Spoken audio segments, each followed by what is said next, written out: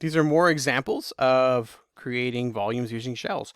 So we're going to be rotating about the y-axis. So we're going to have our graph here, and we're going to rotate it about the y-axis, which means we're going to have a vertical rectangle for our shell. And the region's bounded by this. So let's plug this first in our calculator. So by plugging in the function like this and graphing it, we end up with this. So you can see there are our two regions that we're trying to find. So what we need is a start and a finish. So if we set these equal to each other, we end up with x2 minus x squared.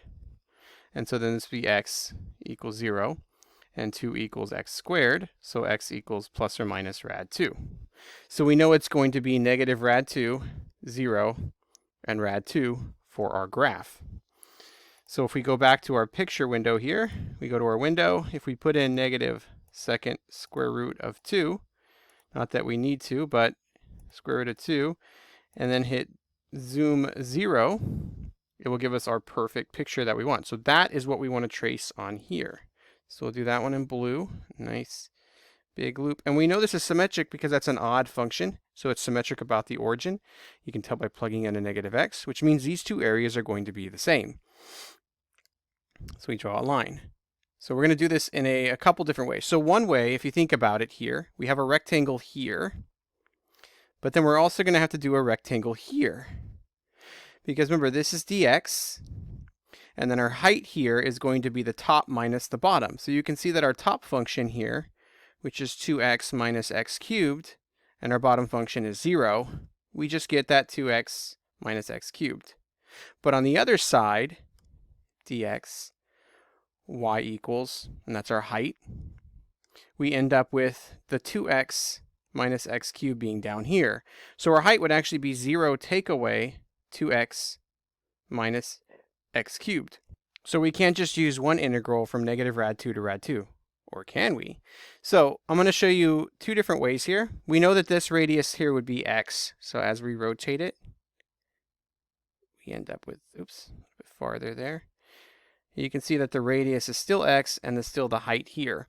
So the area of our first one would be 2 pi rh, which is 2 pi x, and then the height, which is 2x minus x cubed. And on the bottom, it would rotate very similar. I'm going to do it in green. And so again, this would now be negative x for our radius, because we're going in the negative direction. But down here, our height would be minus that one. So if we take that area, we end up with 2 pi negative x, and then 2x minus x cubed. But again, it's 0 take away. So the top function is 0, and then we take away 2x minus x cubed. Well, if you look at it, that now is a negative here, and that's a negative here. So what does that area equal? 2 pi x, 2x minus x cubed. So they're the same thing. So you got to think about it. What we're doing here is converting them into a positive. So we're basically taking this and rotating over. So let's take a look at the picture, and you'll see why. So here's our graph. And so if I move my rectangle, you can see here it's the 0 take away our function. And then here it's the function take away 0. But on this side, we have positive x's. And on this side, we have negative x's. And we want to make sure that we keep these as positive values because we're finding the volume this has created. We don't want negative volumes. So now when I rotate it, I'm going to put it on the other side there in my rectangle. So you can see that shell too. When I rotate it, you can see the shell is forming, but look at the bottom. It's exactly the same as the top. So what we can do is just find the volume of the top and double it. You can see there's a bundt cake on top, a bundt cake on the bottom. And by changing that to a minus here and that to a minus, all we've really done is taken this and moved it into the positive direction up here. We've reverted it up here to give us that positive volume.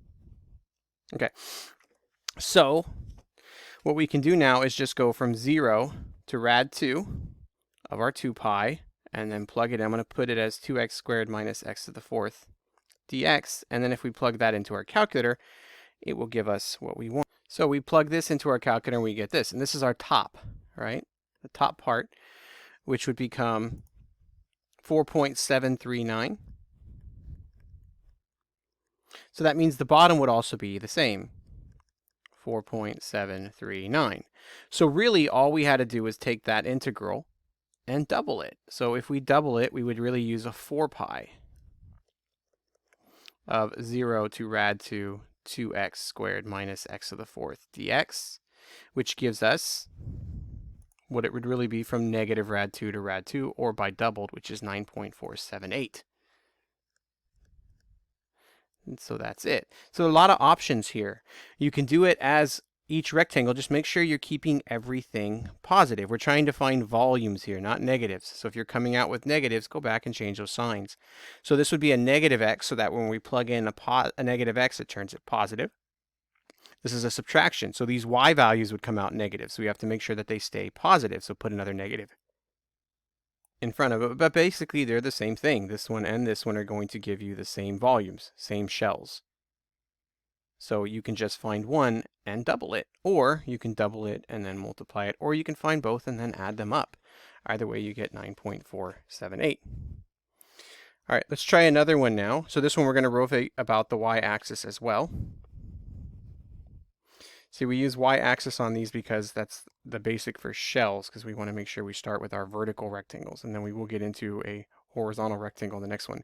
So let's plug these in our calculator. In fact, we could do these by hand. So a quick trick is just to take these two and set them equal to find those 2 points. So we know exactly how they look like. One's a parabola and one is a line. And so if we factor this out, we get x equals 0 and x equals 4. So we can just take our graph here, let me put a better one there, something larger. It's better to have a larger graph. And we know they're going to go to 0 to 4. So right here. So if I plug 4 into either one, you could see that it's 16. So right there. And we know that that's the parabola shape, and the other one will be a line. So let me do this in a different color here. We'll do the bottom one in red and the top one in green. In fact, let's do it in blue so that we match the top. There we go. So that is our shape. So now if we're rotating it about the y-axis, we know we have to do a vertical rectangle. So that would be dx and y equals. So now we can see that our height is going to be 4x for the top and x squared for the bottom. So this gives us a height of 4x minus x squared, and the radius is still the same. That would be our x value that we plug in. So our radius here, as we move it across, would still be x. So as I rotate this to make my shell, you can see that the radius is still x and the height is the y, and the y is the difference between the two. Let's put that back in black. So let's take a look and see how this looks. All right, so I have it plugged in. So now let's rotate it.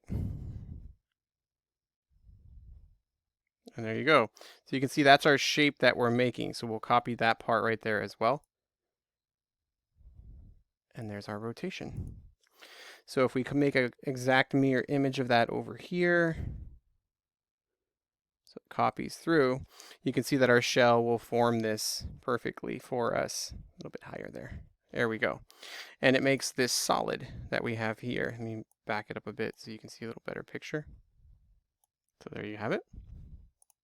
Okay, so now all we have to do is put this together. So our dx is between 0 and 4. Our rectangle is going to move between that shape. So here's our rectangle, and it's going to start at 0 and then move all the way through where they intersect, which is 4, thereby just gluing all of those pieces of paper together. So we have an integral from 0 to 4. And then we got to make our area formula. So area is 2 pi RH. So our area here is 2 pi x 4x minus x squared. So that's 2 pi, and then that would be 4x squared minus x cubed dx, and now we just have to find it with our calculator. And so that integral gives us 64 thirds times 2 pi, which would give us 128 thirds pi. And there you have it.